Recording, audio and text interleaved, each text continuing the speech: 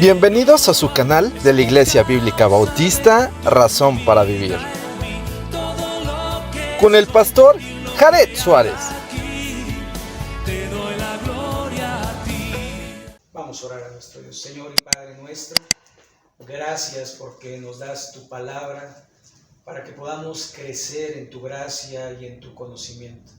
Te rogamos que nos guíes a través de ella, que toques nuestro corazón para ponerla en obra y que podamos glorificarte, Señor. Bendice nuestras vidas y ayúdanos a hacer bendición en el nombre de Cristo Jesús. Amén. Amén. Podemos tomar nuestro lugar. Bien, este capítulo es bastante interesante porque si bien aquí Marcos registra la venida del Señor Jesucristo a Nazaret, ya el Señor Jesucristo había ido en otra ocasión, así que esta es la segunda ocasión. Si ustedes recuerdan, la primera ocasión fue cuando abrió el rollo y leyó Isaías 61, 1 y 2, cuando dijo: este día se ha cumplido hoy delante de sus ojos, de que Dios había mandado al Mesías, pero ellos le rechazaron. Y ahora, caminando 32 kilómetros para llegar a su pueblo natal, dice que salió Jesús de allí y vino a su tierra y le seguían sus discípulos. Y llegando el día de reposo, comenzó a enseñar en la sinagoga. Ahora, una de las cosas que vemos es que Jesús no faltaba el día de reposo a ir a la sinagoga, era muy puntual. Algo que también vemos en el apóstol Pablo, que el apóstol Pablo, a pesar de que ya era cristiano, iba a la sinagoga a dar testimonio. Así que el apóstol Pablo se reunía 2 veces a la semana, porque la iglesia se reunía el primer día de la semana y la sinagoga se reunía el día de reposo, es decir, el sábado. Así que vemos allí cómo de alguna forma el Señor cumplía con todo lo que el Padre Celestial le había pedido. Así que dice: llegando el día de reposo, comenzó a enseñar en la sinagoga y muchos oyéndole se admiraban y decían: ¿de dónde tiene estas cosas? ¿Y qué sabiduría es esta que le es dada? ¿Y estos milagros que por sus manos son hechos? Y hasta aquí todo bien. Estaban sorprendidos. Primero, porque Jesús no había ido a la escuela rabínica. Es decir, él no debiera saber las cosas que sabía. No debería hablar como hablaba porque finalmente no tenía el conocimiento para hacerlo. Pero estaban sorprendidos porque tenía gran sabiduría y porque hacía milagros. ¿Sí? Pero después, ¿verdad?, observaron su persona y dijeron: como que no, como que hay algo que no cuadra. Porque el verso 3 dice: ¿no es este el carpintero? De una manera despectiva. Y después, hijo de María, no hijo de José, hijo de María, hermano de Jacobo, de José, de Judas y de Simón. ¿No están también aquí con nosotros sus hermanas? Y se escandalizaban de él. Entonces vemos como que, por una parte, ¡wow!, este hombre, qué sabiduría, qué poder. Pero por otro lado, el hijo del carpintero, o ni siquiera el hijo del carpintero, sino el carpintero. ¿Cómo un carpintero viene a darnos enseñanza a nosotros? ¿Verdad? La falta de humildad y la falta de fe están allí ligadas. Y después, cuando dice hijo de María, es un insulto. Es un insulto.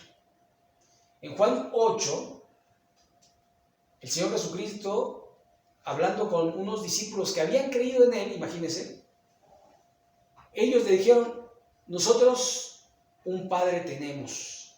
Como diciendo: tú no tienes padre. No se sabe quién es tu padre, porque lo difamaban y lo insultaban de esta manera. Así que Jesús tenía que soportar, porque también le decían hijo de fornicación. Y el Señor ahí estaba oyéndolos.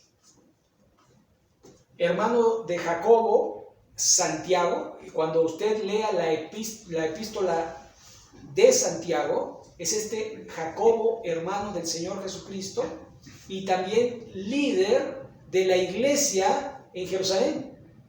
Este es este Santiago que en el capítulo 15 del libro de los Hechos hace el primer concilio de la iglesia para ver cómo iban a tratar a los gentiles, y allí es cuando dijeron: no vamos a obligar a los judíos, a los no gentiles, a judaizar. Pero también Jacobo dice de José, y después dice Judas. Bueno, Judas es el escritor, muy probable el escritor de la epístola de Judas. Así que dos medios hermanos del Señor también fueron inspirados por el Espíritu Santo para dejar enseñanzas para nuestra vida. Y después menciona al último, Simón, y después dice: ¿no están también aquí con nosotros sus hermanas? Y se escandalizaban de él. Es decir, sus hermanas vivían en esa parte. Es muy probable que las hermanas se hayan casado con gente de por allí y estuvieran muy bien ubicadas como las hijas del carpintero José. Así que de alguna forma vemos que ellos no querían creer en esa persona. Ahora, también, si vamos a Isaías, cuando dice que no hay parecer en él ni hermosura para que le deseemos, es probablemente que el Señor Jesús físicamente no era muy agraciado. Y sabe que nosotros, los seres humanos, somos muy dados a fijarnos en el físico de la persona. Cuando hay algún político, si bien habla bien y todo, pero si no es muy agraciado, si no es carismático, pues la gente no le sigue. Entonces, es probablemente que también haya sido otra de las razones por las cuales no querían que su líder fuera Jesús, porque no les parecía como era. Verso 4, mas Jesús les decía: no hay profeta sin honra, sino en su propia tierra y entre sus parientes y en su casa. Aquí hay dos cosas. Una, cita un proverbio ya conocido, ¿verdad? No hay profeta. Y después, la segunda, se autodenomina profeta, porque Jesús profetizó varias cosas. Profetizó su muerte, profetizó la destrucción del templo, profetizó su venida, su segunda venida, profetizó la venida del Espíritu Santo, ¿verdad? Y algunas profecías que las hizo en corto, como con Pedro: hoy de cierto me negarás 3 veces antes que el gallo cante, ¿verdad? Entonces, él era profeta. Dentro de su profesión, él era sacerdote, él era pastor y profeta, ¿verdad? Entonces, de alguna manera, aquí él está diciendo que era profeta. Verso 5, y no pudo hacer allí ningún milagro, salvo que sanó a unos pocos enfermos, poniendo sobre ellos las manos. Y estaba asombrado de la incredulidad de ellos, y recorría las aldeas de alrededor enseñando. Así que el Señor, de alguna forma, estaba admirado de que la gente viendo no quisieran creer. Él alababa a la gente que tenía gran fe y decía: tu fe te ha salvado. Del centurión dijo: no he visto fe mayor que en toda Jerusalén, en todo Israel. Y de mucha gente alabó su fe, pero esta gente no quería creer en Jesús. Ahora, el verso 7 dice: después llamó a los 12 y comenzó a enviarlos de 2 en 2, y les dio autoridad sobre los espíritus inmundos, y les mandó que no llevasen nada para el camino, sino solamente bordón, ni alforja, ni pan, ni dinero en el cinto, sino que calzasen sandalias y no vistiesen 2 túnicas. Aquí el Señor, de alguna manera, va a enviarlos al ruedo a los discípulos para que se fogueen en la predicación del Evangelio, pero no los manda con las manos vacías en el sentido de que les da poder para que ellos puedan someter, sujetar a los espíritus malignos, para que cuando ellos llegaran en el nombre de Jesús, los espíritus les obedecieran y la gente fuera liberada de la cautividad demoníaca. Y ellos pudieran de alguna manera tener manifestación de que Jesús era el Cristo. Este era como un ensayo para que cuando Cristo ya no estuviese, ¿sabe? Porque todos iban y oían a Jesús y se admiraban de sus palabras, pero después iban a admirarse de las palabras de, ¿no es este el pescador, Pedro y Juan? De alguna forma, ¿no son estos del vulgo? ¿No son estos sin estudio? ¿Cómo es que hablan cosas maravillosas? Así que era un ensayo para que la gente se fuera acostumbrando de que Jesús un día no estaría presente, pero su mensaje seguiría siendo predicado. Y les hacen una recomendación. Les dice, es más, es un mandato, dice, les mandó que no llevasen nada para el camino. Y le dice, no lleven agua y no lleven pan. Solamente el bordón. El bordón es el palo, el bastón ese que utilizan, ¿verdad? Ahora utilizan unos de aluminio para hacer caminatas, ¿verdad? Largas. Pero antes se llevaba el bordón, los pastores llevaban el bordón. Pero el bordón, cuando tenía una curvatura, ya se convertía en un cayado. Y el cayado, esa curvatura era para encaminar al ganado, a las ovejitas, para jalarlas, para decir, por acá es el camino, por acá, por acá. Y las ovejas siempre iban delante del pastor, no atrás.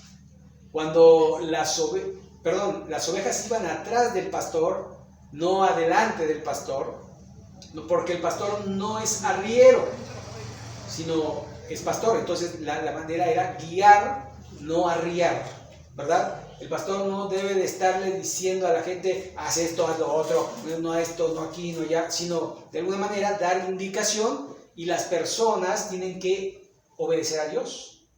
Es voluntario, la vida cristiana es voluntaria, es para el que quiera y para los que quieran obedecer a nuestro Dios. Así que los manda y después les dice, sino que calcen sandalias y no vistiesen 2 túnicas. ¿Sabe? Uno quiere llevar para el camino, ¿verdad? Unas galletitas para el camino, uno para llevar, ¿verdad? Pero él les dijo, no, tienen que depender de Dios siempre. Dios va a hacer la obra, Dios va a proveer. Y de alguna manera ellos tenían que obedecer e ir a las casas, y no en todas las casas le iban a recibir, no en todas las casas les iban a dar alimento, no en todas las casas les iban a decir, necesitas agua, necesitas algo. No, pero ellos tenían que creer y tenían que confiar, porque si bien venimos de la incredulidad de la gente que no quería creer en Él, ellos tenían que mostrar que verdaderamente eran creyentes, dependiendo siempre del Señor, no de los hombres, del Señor. Verso 10. Y les dijo, doquiera que entréis en una casa, posad en ella hasta que salgáis de aquel lugar. Es decir, una sola casa. No vayan de casa en casa. En una sola casa, ahí se quedan. Si ahí les dan, bien. Si no les dan, pues ni modo. Pero ahí, en una sola casa. Y si en algún lugar no recibieren, ni oyeren, salid de allí, y sacudid el polvo que está debajo de vuestros pies, para testimonio de ellos. De cierto os digo, que en el día del juicio será más tolerable el castigo para los de Sodoma y Gomorra que para aquella ciudad. Imagínense la consigna, la advertencia que dio el Señor. Si no quieren creer, no es nuestro problema si la gente no quiere escucharnos. Si la gente nos rechaza, no nos rechaza a nosotros, sino rechaza el mensaje de Dios y rechaza al mismo Dios. Así que lo que uno tiene que hacer es predicar el Evangelio, y si van, gracias a Dios, y si no van, pues Dios sabe por qué no van. Ahora, esto de sacudirse los pies, el apóstol Pablo lo practicó allí en Hechos capítulo 13 del versículo 51, allí saliendo de una ciudad donde no quisieron creer, el apóstol Pablo agarró y se sacudió los pies de allí para que de alguna forma Dios se encargase de ellos. Así que eso es importante, ¿no? Que de alguna forma uno no tiene que insistirle a la gente. Uno no tiene que, si la gente no quiere creer, no quiere creer. Si la gente no quiere ir, usted no la puede obligar. Porque tiene que ver con la comunión con Dios. Tiene que ver con tu relación con Dios. Si mi relación con Dios está mal, mis acciones serán malas. Porque el buen fruto da buenos frutos, pero el mal fruto, el mal árbol, da malos frutos. Así que uno tiene que comprender que uno no debe insistir, uno debe predicar.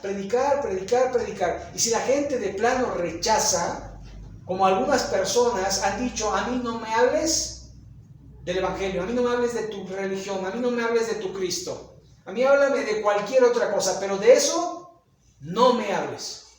Pues ¿sabes qué haces? Sacudes los pies, sacudes el polvo de tus pies y vas a otra persona. Rechazó a Cristo. Ya no le insistas. ¿Sabe? Si uno no puede crecer, es porque no quiere crecer. Si uno no quiere hacer, no es porque no tenga posibilidades para hacer, sino que no quiere hacerlo. Así que el Señor da oportunidades, pero también da límites. Y dice hasta aquí. Verso 12.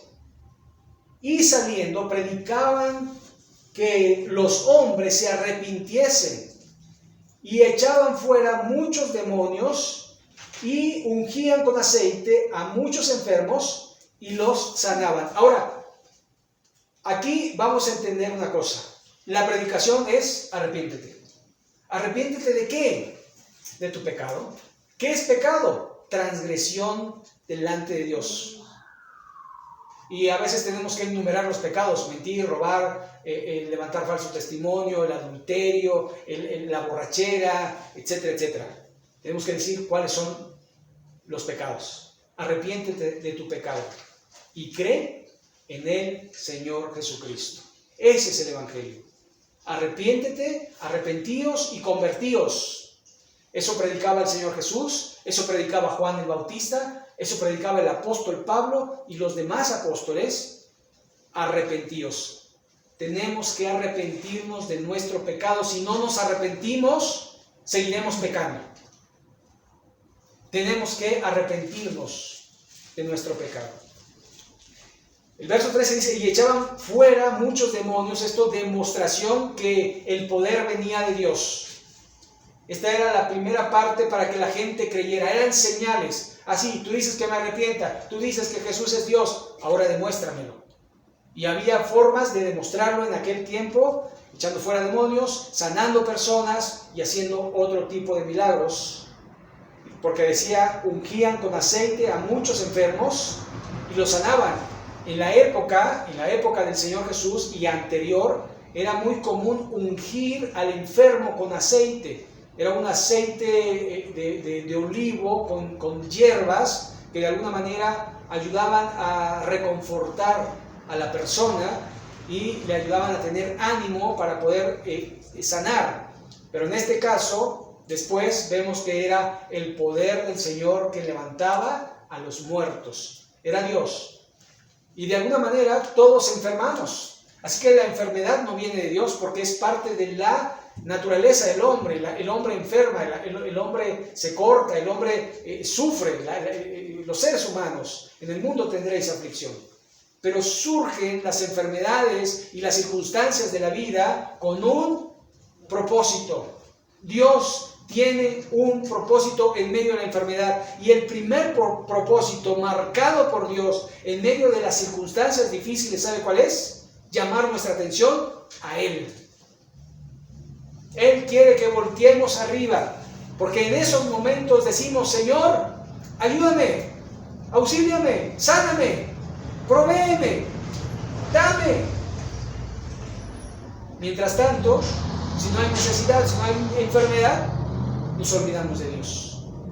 Y Dios quiere, primero, que tengamos nuestra mirada puesta en Jesús. Siempre, siempre. Aquí cambia el tema del capítulo 6 y empieza con Herodes y su confusión sobre Jesús.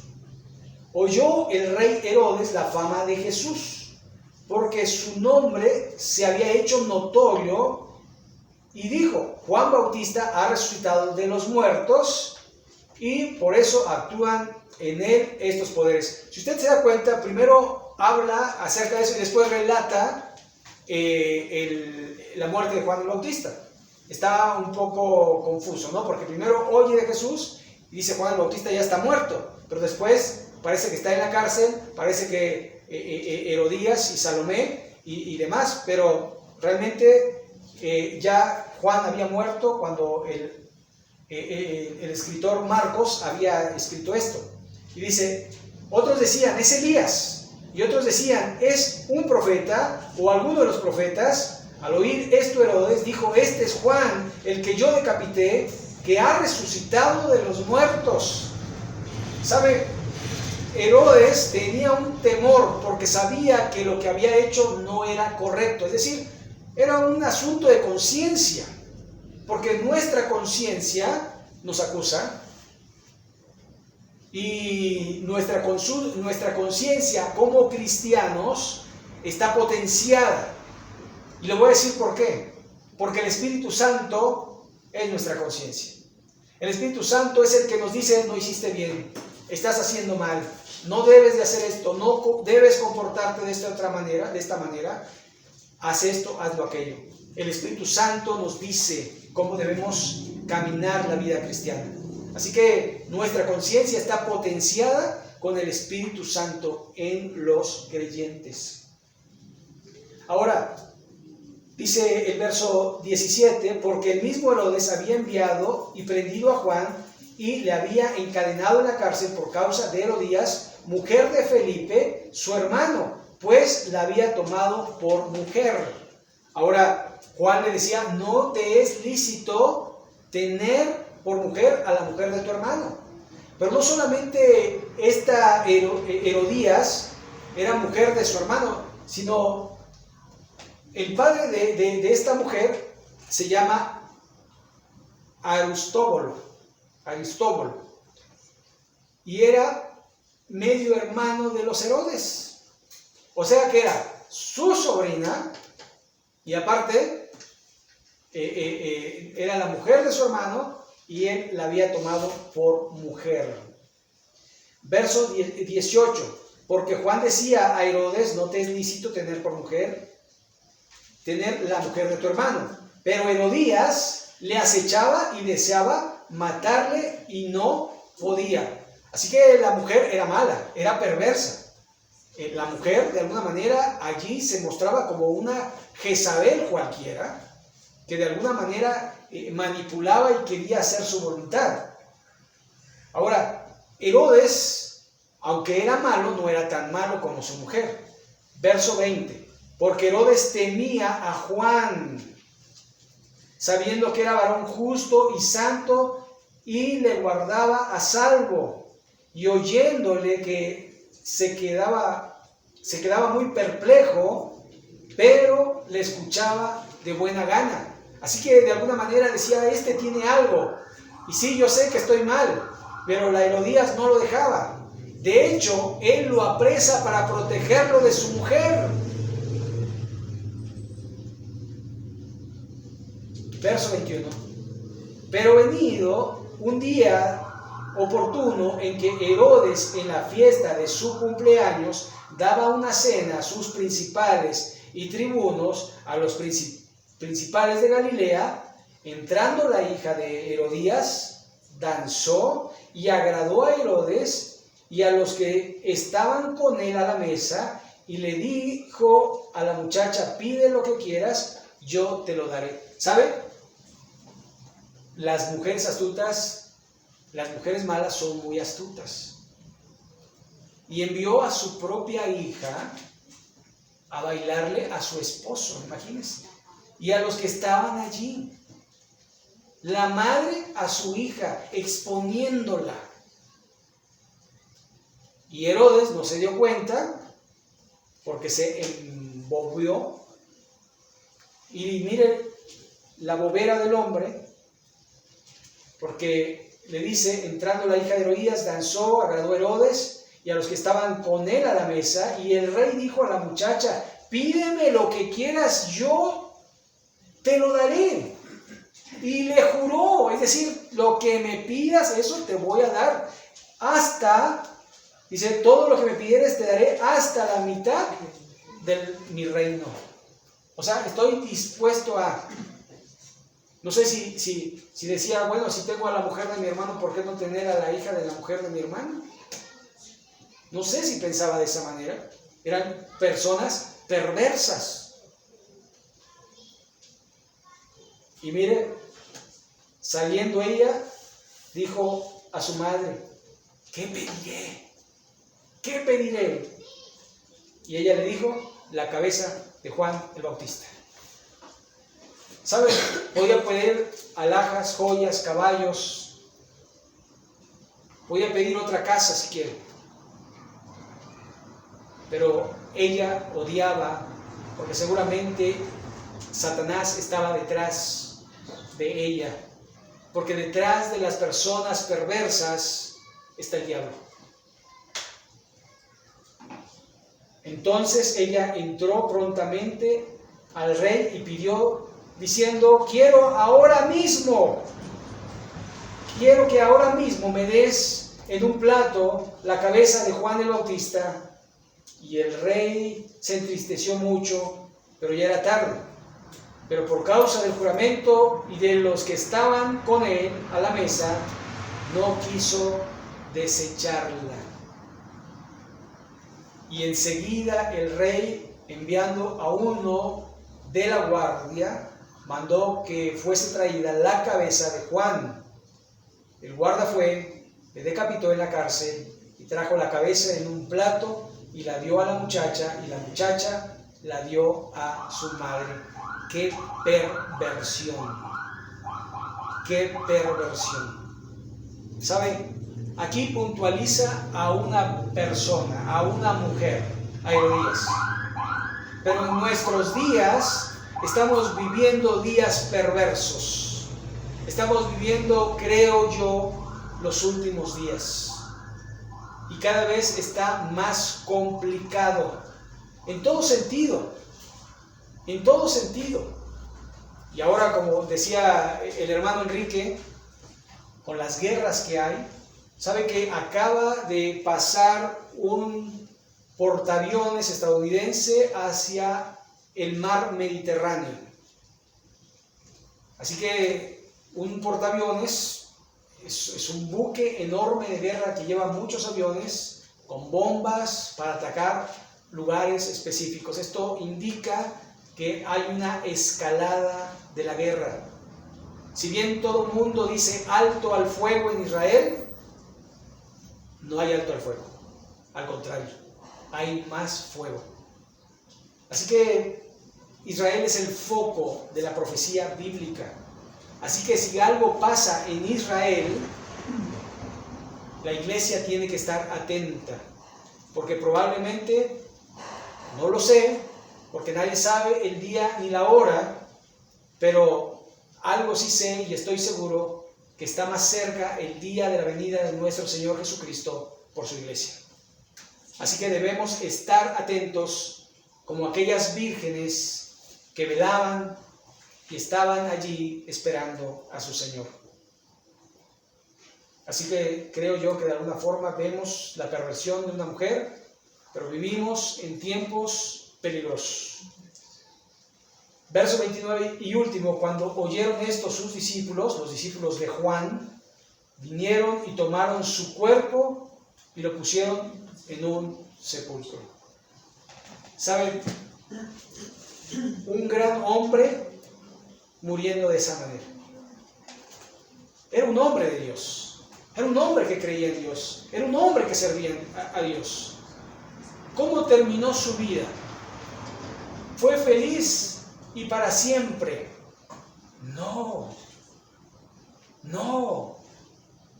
En el mundo tendréis aflicción, pero confiemos, confiemos. El Señor está con nosotros, el Señor nos ayuda. Y lo que nosotros debemos hacer es renunciar a los apetitos que este mundo ofrece para servir y seguir a Cristo. No como yo quiero, sino como el Señor quiere, en fidelidad, en fidelidad.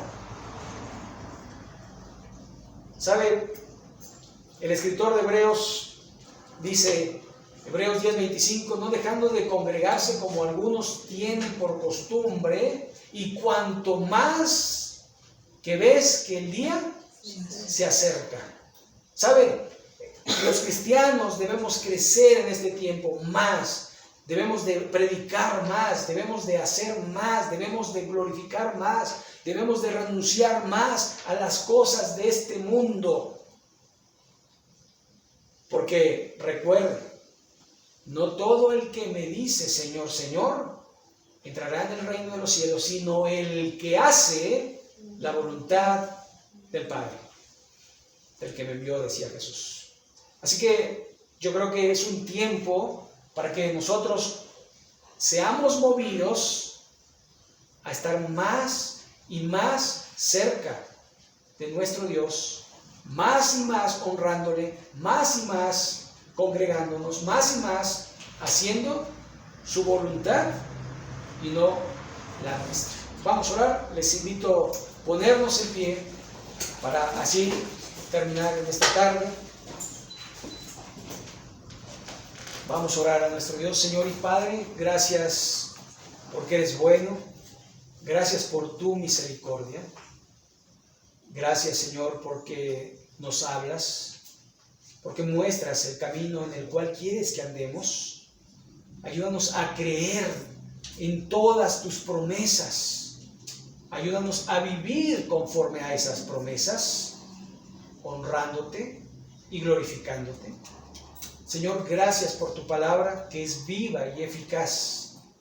Te ruego por mis hermanos, que los bendigas, los protejas, suplas sus necesidades y sobre todo, Señor, ayúdanos a ser obedientes a tu palabra. Que seamos hacedores de la misma para la gloria y la honra de tu bendito y santo nombre y en el nombre de Jesús. Amén. Amén.